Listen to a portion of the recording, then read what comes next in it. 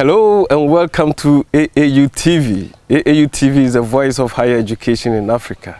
This particular program is called Impact Stories and is dedicated to celebrating academic mentors all over Africa. I am the sitting host. My name is Ransford Bekoe. You are following the discussion on all our social media handles and on our dedicated website, tv.aau.org. Before I introduce the guest of this particular episode, we'll go for a short break, and when we come back, you'll hear from us.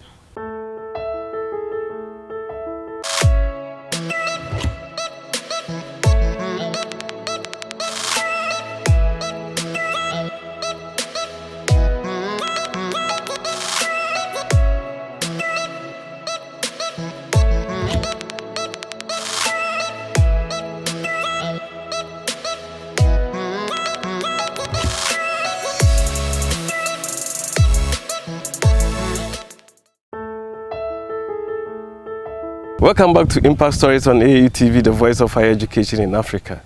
I am on the campus of the University of Ghana, Legon, to interview an academic dawn who has braced through. She is a lady actually, and she is the senior lecturer at the Department of Biomedical Engineering, School of Engineering Sciences, College of Basic and Applied Sciences, University of Ghana, Legon, in the name of Dr. Elsie Effah Kaufmann. Doctor, welcome to AAU Impact Stories. Thank you very much, Ransford. Yes, Doc, it's been a while. I think the last time we met was in December 2019 at the Ruforum conference at Cape Coast. Yes, that was wonderful. It was a very important conference, and I enjoyed myself very much. Well, thank you very much. So how have you been keeping up? Oh, I've been very busy. Yeah. I've been very busy. It's been a long year. 2020 especially has been a difficult one because of COVID-19. We've learned so many new skills. Exactly. Yes. And I've been busy supporting the fight against the virus in Ghana. Wow. Yes. Wow. Okay. We'll talk about that. All right. But we have heard of Professor Kaufmann or Dr. Elsie Kaufmann severally. But the one of the channels that we know of Dr. Kaufmann is through the National Science and Maths Quiz in Ghana. Well, but before we get to that Maths and Science Quiz, can you tell us a little bit about who Dr. Elsie Effah Kaufmann is? We will look at a 10-year decadal period. So maybe in the 70s, the 80s, the 90s, and then 20s and beyond. All right. If we're going to start from the 70s, I was actually born in 1969, so it's a good time to start. Okay. I was born in Accra, Ghana, at the maternity block of Kolebu Teaching Hospital. Right. Yes. And my parents were both academics as well. I mean, my father was in education, my mother also. My mother was a teacher, and my father started out as a teacher, wound up as director of education, Western Region, before he finally retired. Right. Yes. So I was the eldest of 4 children. Yes. And in my household, we were held to very high standards. Right. Yes. Okay. So the first decade we are talking about from the 70s, in the 70s. Yes, to in the 70s. I was basically, what I remember was, I don't remember the time in Accra, but I remember my time in Winneba because that's where my parents were when I started school. Right. And I attended ATTC demonstration school, Advanced Teacher Training College. Okay. It's now University of Education, Winneba. Right, okay. Yes. Okay, so initially it was ATTC. Yes, Advanced Teacher Training College. Right. Yes, my father was teaching there, and that's where I started school. Right. And from there, my parents moved on transfer to Kufuridua. In the Eastern Region? In the Eastern Region. My father was assistant headmaster then of Ghana Secondary School, Kufuridua. Ganas. Right. So we went to Kufuridua and I attended Nana Kweku Boateng Experimental School. That is at Kufuridua? Also at Kufuridua, yes. Okay, it's different from the one at Nsawam? I don't know about that one. Okay. Yes. Okay. So that's where I continued schooling, and it was there. In those days, we used to write the common entrance. Yes. So I wrote the common entrance. Actually, the first time I wrote it, I had been skipped several steps in school to join my seniors to write the common entrance. Oh, so you skipped a whole academic year? think they skipped Or several academic, two academic Yes, years. You might have been young then. I was very young. Oh, I my was very goodness. young. So when I passed the common entrance the first time, I was 10 years old. And Incredible. yes, and my father would not allow me to go. I remember being very upset at him for a while, but eventually I understood I was a bit immature. Wow. Yes, so I went to, eventually, when it was my turn to write it, I joined my classmates afterwards. Okay, so And that then was in the early 80s? Or That was early 80s. early 80s, Yes. So right. early 80s, that's when I was writing common Common entrance and entrance getting exams. ready to go to secondary school. Okay. Yes, So, no, you skipped 2 academic years. yes. Those days, were you given any nickname? You know, people who are exceptionally brilliant in my time, I started in the 80s. They were called, hey, a T. You know, they gave nicknames, brilliant, students. Were you given any nickname? Or later on in your academic Maybe progression? later on, or I wasn't really paying attention. I was that kind of student that was so focused. In fact, I was extremely quiet. I had one friend in those days, Veronica Tufuampim.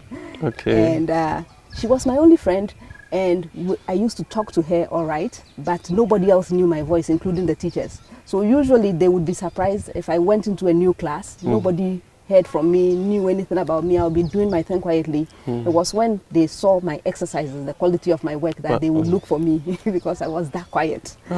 I was extremely quiet in those days. Yes. So you passed your common entrance and you went to a Girls school. Yes. Okay. So I passed the common entrance the second time, and I went to a Girls Okay. secondary school in those days. Right. Yes. When I started the Girls, my first term, my parents were still in Koforidua. Okay. They moved while I was at school. You know, I was in boarding school when they moved. So my father had been promoted and was transferred to Kumasi, to Tia Ahmadiyya Secondary School as headmaster. Right. Yes. So the family moved to Kumasi. I didn't know where they had gone. I just knew they had gone. My goodness. That was challenging. It was a very difficult time for me. Okay. Yes. So Okay. I was in school when that happened.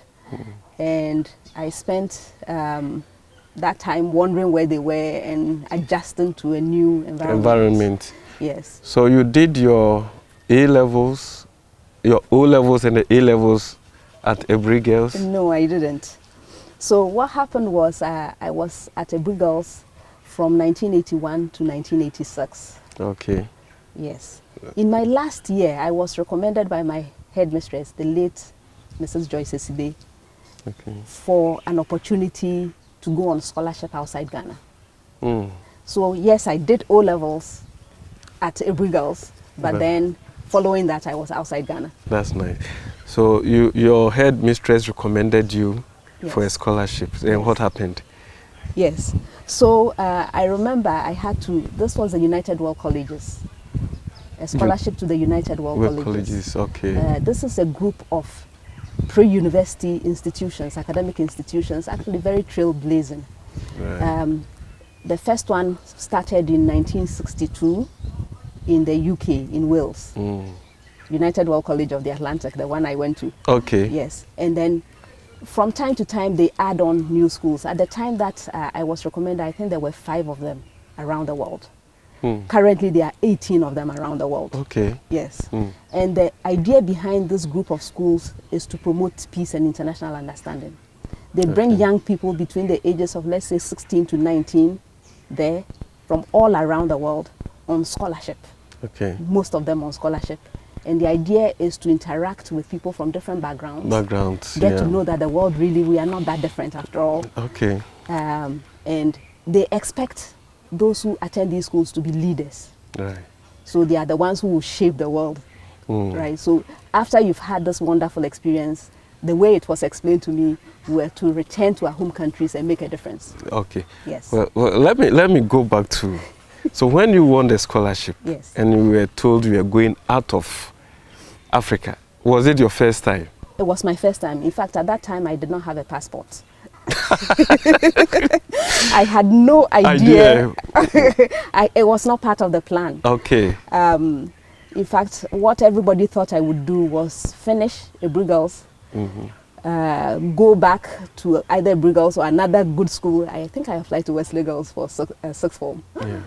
Go to sixth form, go to university, probably University of Ghana, medical school, become a doctor, and spend my life in Ghana. That was the plan. Going to medical school, did you have at the back of your mind that you were going to pursue a science-based program as you climbed the academic ladder? Well, I was an all-rounder, one of those students that enjoyed most of the subjects that we studied. I was very studious throughout. I guess I enjoyed everything, so I could have done anything at all. You could have done anything. And in Ghana, if you happen to be a good student, the teachers kind of encourage you to go do science. Okay. And that is how I wound up in the science class at Briggles. So we selected our subjects in the third year of secondary school. And it was based on an exam, so they give all of us an exam and then they sort us based on interest and then the grade, the top group science. Oh, okay. Right. And that's how I wound up in the science class. Although at home, well, I was house doctor at home. Really? Yes, I was house doctor. What did that mean? Basically, my brothers, I had two brothers.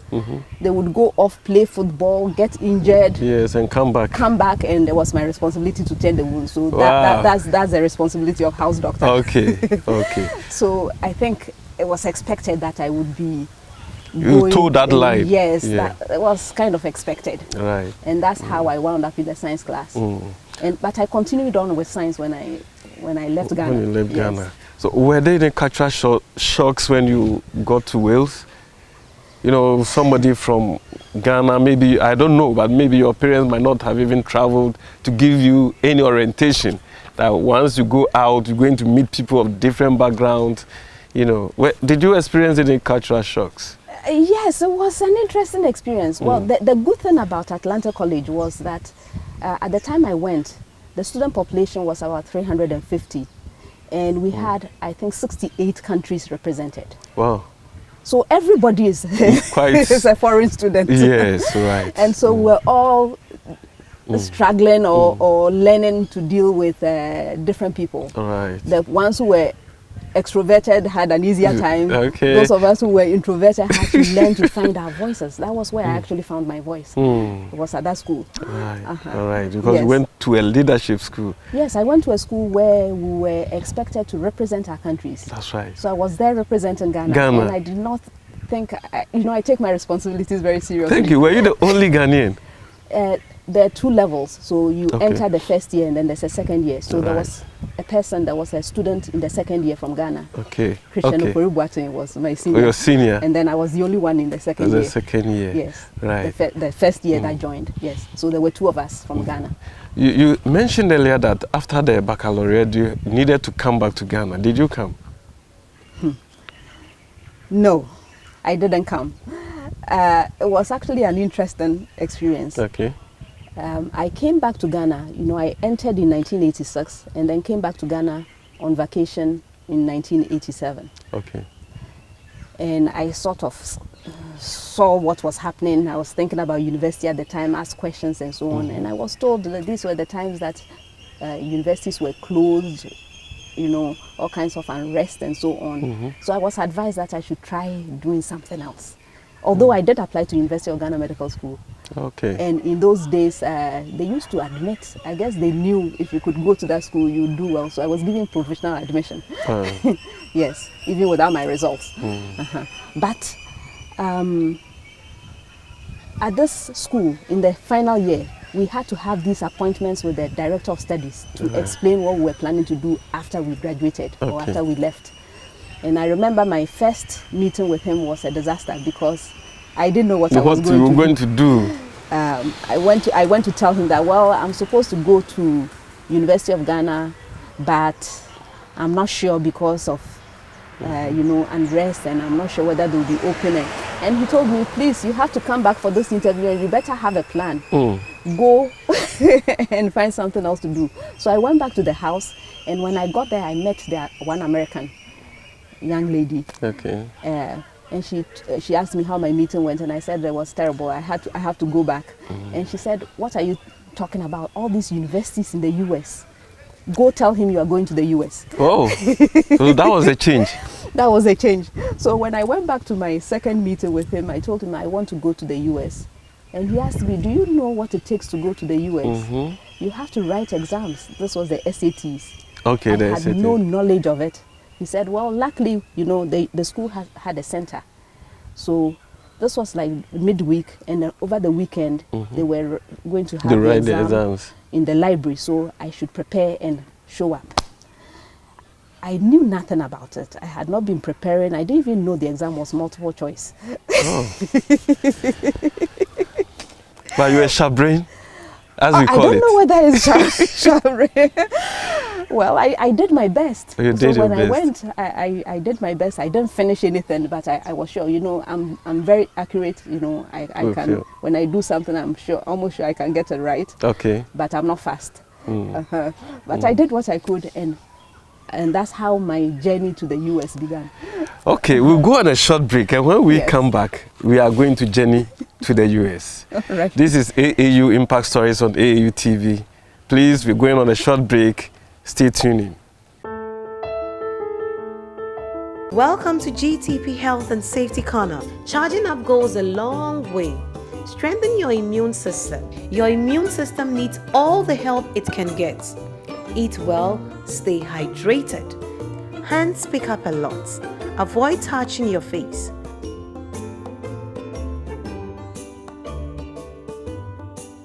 Your well-being is in your hands. Sanitize regularly. Stay safe. GTP, timeless.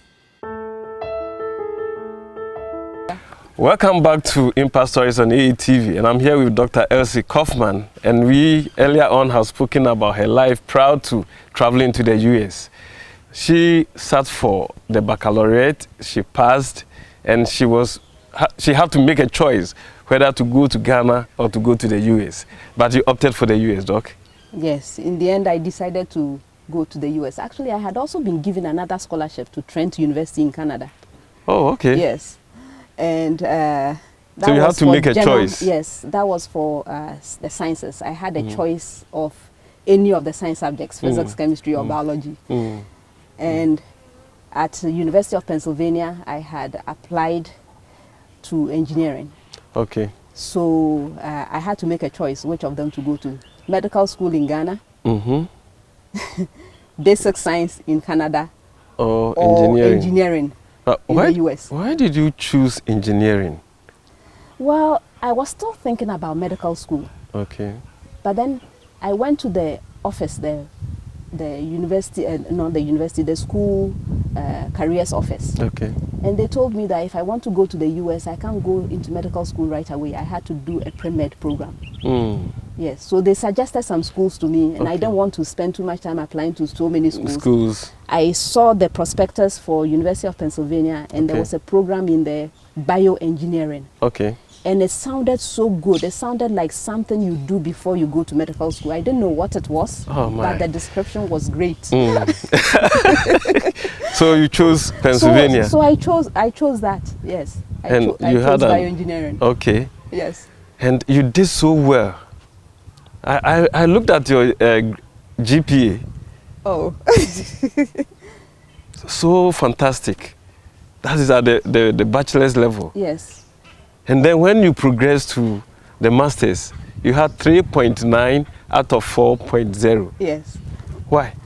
Well, actually, I started my master's while I was still an undergrad. No, hold on. In my third year, yes.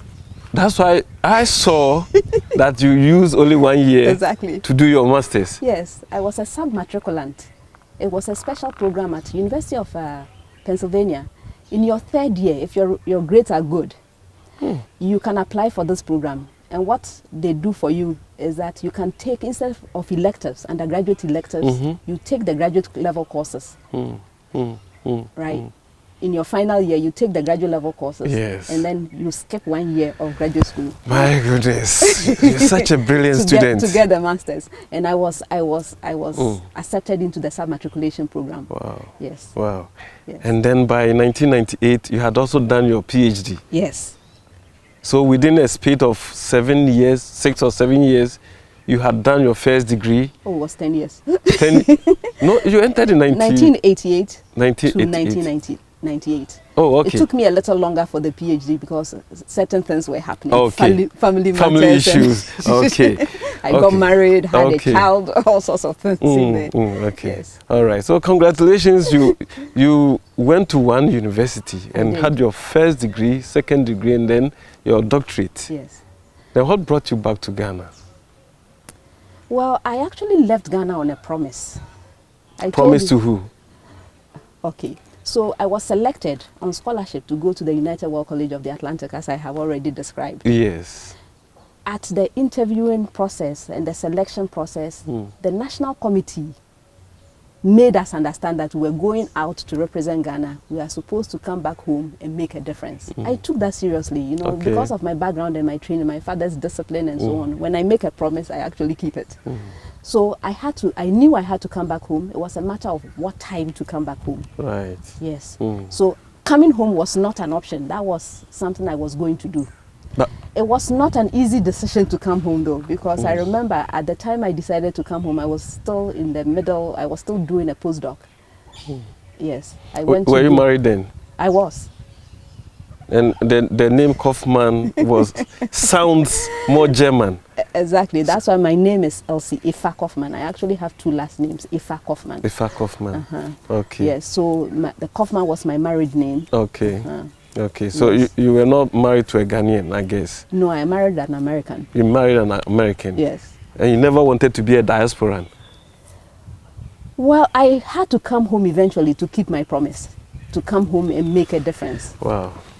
It was a matter of timing. Rare. It's rare. So with all your background in biological engineering, who were your mentors then back home? My parents were my first mentors. My parents were my very first mentors. Okay. And my mother is still my mentor to this day. Yes. My mother did not go to university. Right. She was a teacher. She trained as a teacher. She did not go to university, but I don't know of anyone who has so much knowledge in almost everything. Mothers are special. she is exceptional. My mother is exceptional. Okay. Yes.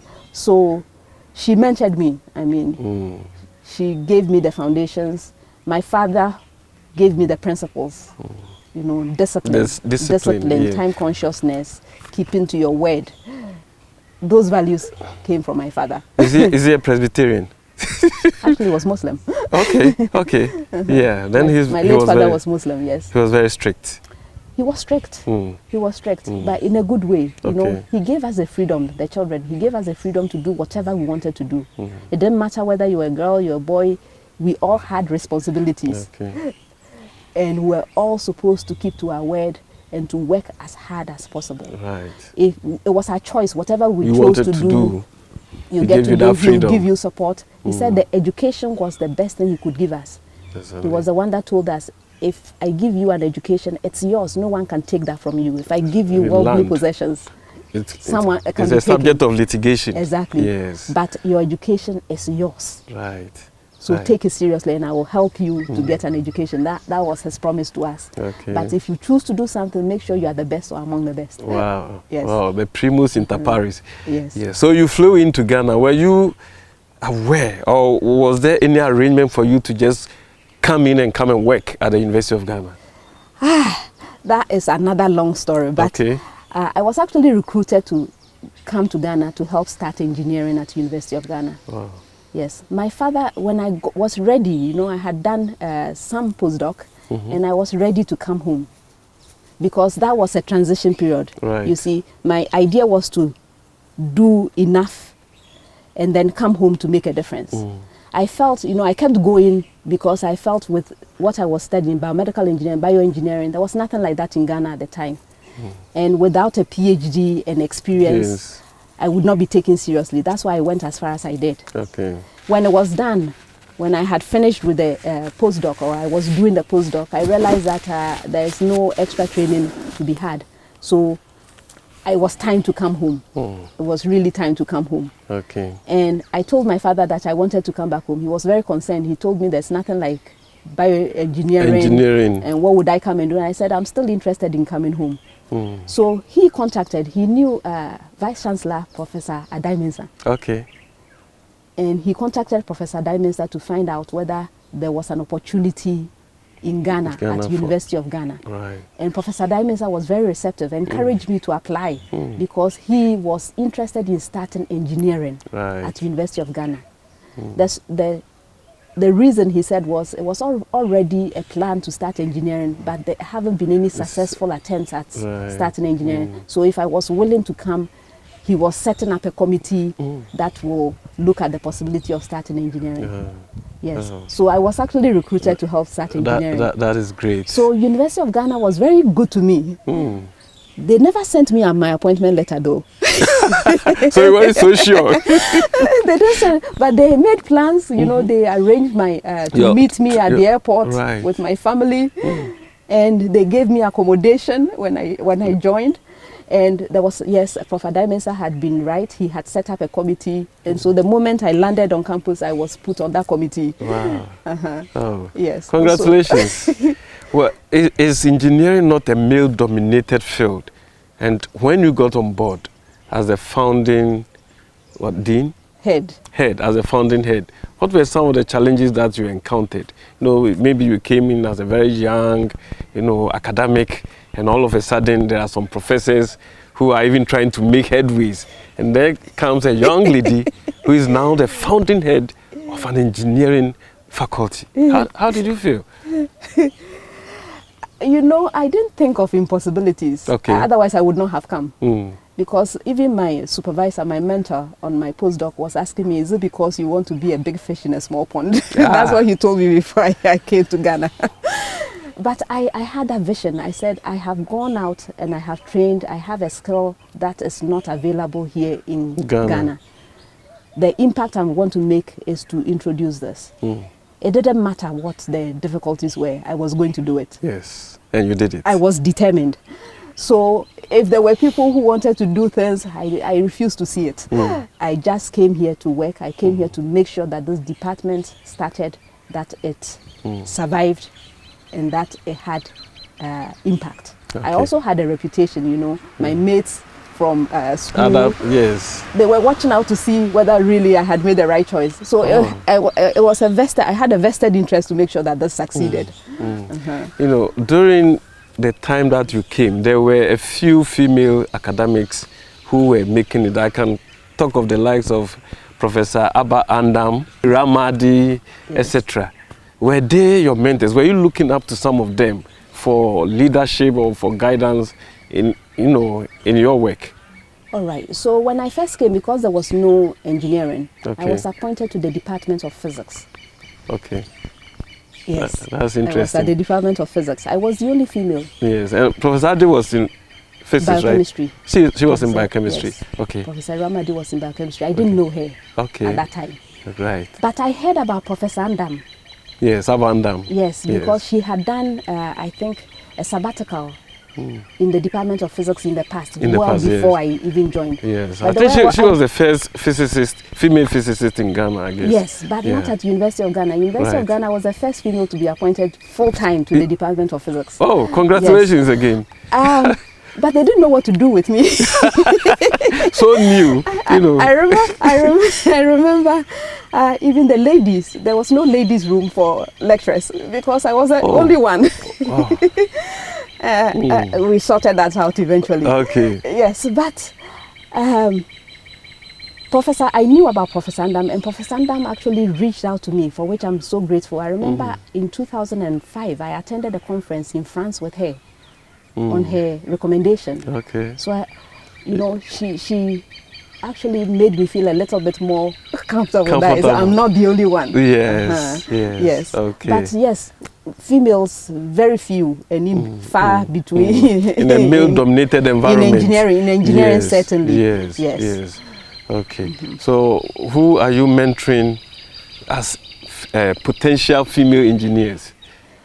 Well, I am mentoring a whole range of people. Wow. Men, women, boys, girls. Wow. And the Effah family.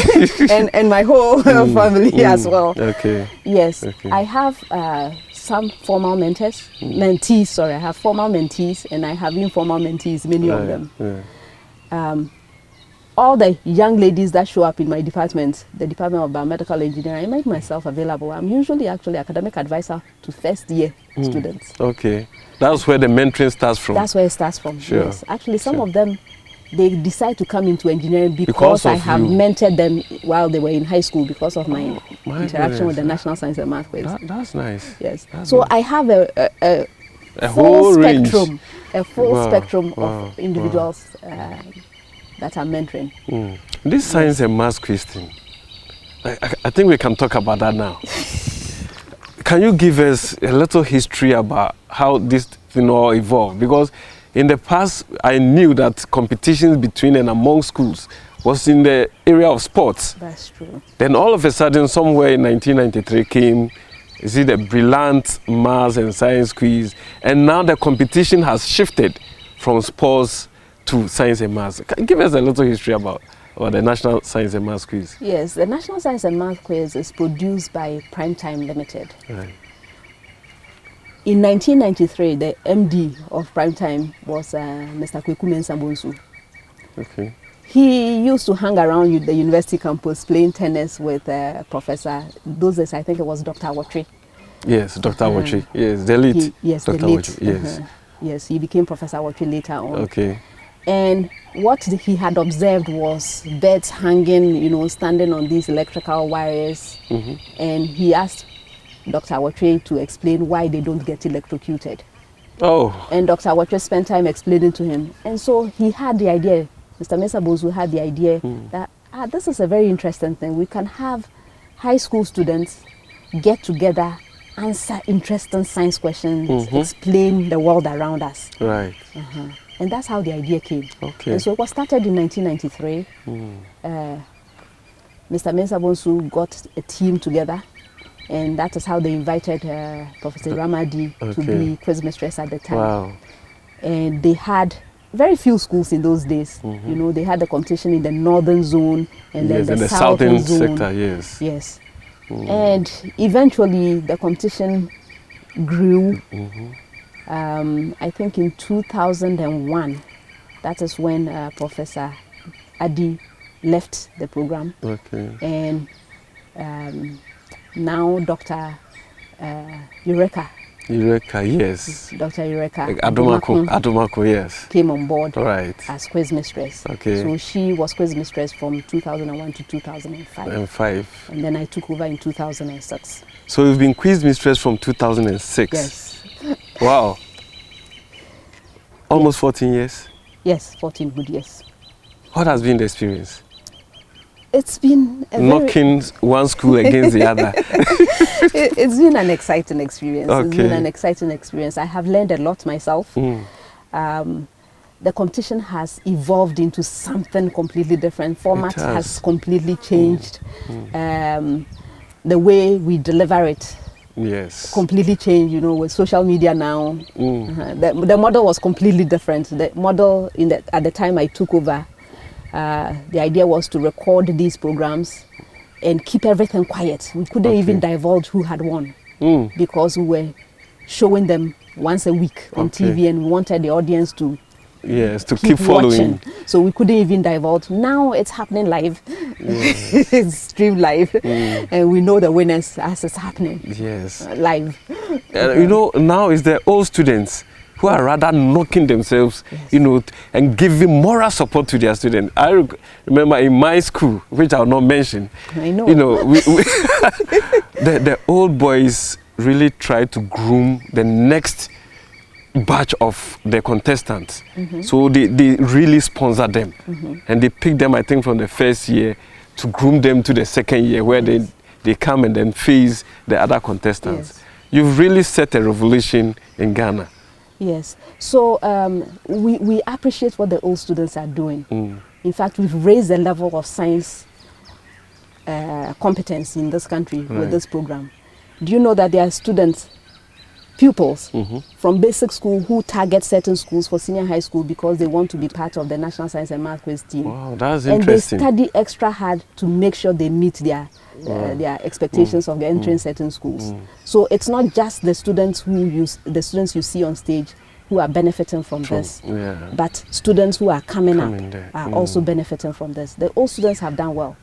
The only thing is, I wish instead of focusing on the National Science and Math Quiz team, the benefits extend more beyond, even to the art students of the school. I was just going to ask that. Yes. So if you set up a good lab, you know, all the students do integrated science, right? Yes, it's true. If you set up a good lab, the benefit should also extend to other students who don't even participate in the science program. So yes, because of the competition, the level of competition, the old students are also supporting their schools, and that helps to raise the level of science all around. Okay. Yes. So where has the Science and Maths Quiz taken you to, beyond the shores of Ghana? Well, in 2007, we actually had a West Africa edition. Okay. Yes. Hosted by Ghana? Hosted by Ghana. Okay. And the competing teams were from Ghana and Nigeria. Okay. Yes. And Ghana won? Ghana won. Oh, yes. Of course, Ghana should win. Well, we had the home advantage. Yes. You know, we used home our contest. Yes, we used our winners from that year. St. Augustine's was the winners. College, yes. And so we used our winners from that year. So they were familiar with the format. The Nigerian contestants had to learn the formats. There were issues with knowing what to expect. Okay. But I think if we had sustained it, it would have been a much better competition now. So I hope we extend this beyond the shores of Ghana, because it's something that is working well. And you know, the Ghanaian students, the science students usually win their awards for WAEC. Yes, they science. do. They do. This is all part of it. Most of them are contestants. Wow, that's who great. win those awards. So I think we can help raise the level of science education all over the continent if we can extend this beyond the shores of Ghana. Okay. Any national awards? I know you have a lot of awards, but which ones stand out to be the most significant to you? I particularly am proud of the international awards. Okay. So one of them is the National Society of Black Engineers, NSB Award for Academic Leadership. Right. Yes, this is an international award. And it was given for my support of science, technology, engineering, and mathematics education internationally. Okay. Yes. And so I am very proud of that one. That was in 2018. Yes. Congratulations. Thank you. Okay. Now we are leaving the field of academia. So what do you do during your leisure? I like reading. You like reading? I like reading. I will read anything. So I really enjoy reading. I like traveling. Okay. But I'm grounded because of COVID-19 this year. This year I haven't gone anywhere. Okay. But I do like traveling. I like spending time with my family. Okay, that's very important. Yes. Very important. Yes, just spending time with my family. And cooking, I have 3 children. No, I don't like cooking that much. Okay, you have 3 children. I have 3 children, each of them very different, so I do different activities with them. Oh, okay. Yes, the eldest is has just graduated, also graduated from University of Pennsylvania. Oh, your eldest went to Penn? Yes, she just graduated in 2020. Okay, congrats to her. Thank you, Penn Psychology. No, psychology. Yeah, she's I was going to ask whether it's in the biomedical field. No, my children don't want to do engineering. Okay. Okay, so she did psychology. So she likes, you know, social events, you know, fashion, things like this. So I'll probably go to shows or something with her. My second is a sports person. She's studying economics at the University of Ghana. But she's swimming, basketball. She has medals for all the sporting activities on this campus. Wow. So I will probably go with her to some sporting event. And the last one is in senior high school. And he likes food, eating. But mommy doesn't cook much. No, you'll find me taking him out somewhere to go and enjoy. So I like spending time with the family. Oh, that's great. That's great to know. Do you write? Apart from writing academic, you know, refereed papers, do you write on social issues, on fables, you know? Occasionally. I may do an editorial occasionally. This past October, I was guest editor on graphic, daily graphic. Oh, okay. And I had to do an editorial. I enjoyed writing my editorial. Oh, that's great. Yes. So occasionally I would do something like that. Yes, yes. But I used to write more when I was. My mother says when I was younger, I was writing all sorts of stories and doing all sorts of things. These days, not as much as I should. And in terms of sports? Oh, I am pathetic. I have interest. I mean, yes. I am an excellent spectator. Oh my goodness, let me clap for that. Yes, I'm an excellent spectator. Of what discipline? I follow I follow soccer. Okay. I say soccer because I also like American football. Football, okay. I'm following the Eagles, Philadelphia Eagles. I spend so much time in Philadelphia that but they are doing so badly that I don't even want to think about it this year. Yes, yes. But you like soccer? I like soccer, yes. I like soccer as a spectator. As a spectator? Yes. At the national level, which team do you support? Black Stars. That's a good one. When they are behaving well. When they are behaving well. Yes. Okay, my final question. But then I have a problem of the day for you to solve. Do you see yourself as a fulfilled person? Yes, it's very much so. No regrets. No regrets? No regrets. Oh, we thank God for that. No regrets. I've had a good life. And I'm still going on, of course. Yes. I have other things that I need to accomplish in life. But my choices have led me to interesting places and interesting activities. It's fulfilling to see some of the things I've been able to do. To actually set a goal and then see the goal achieved. There's nothing like it. To make an impact in the life of young people. There's nothing like it. Yes. Yes. So I'm very happy where I am. I'm in a good place. Great. That's great. So here comes, it's not a problem, two problems of the day. Hey, wow.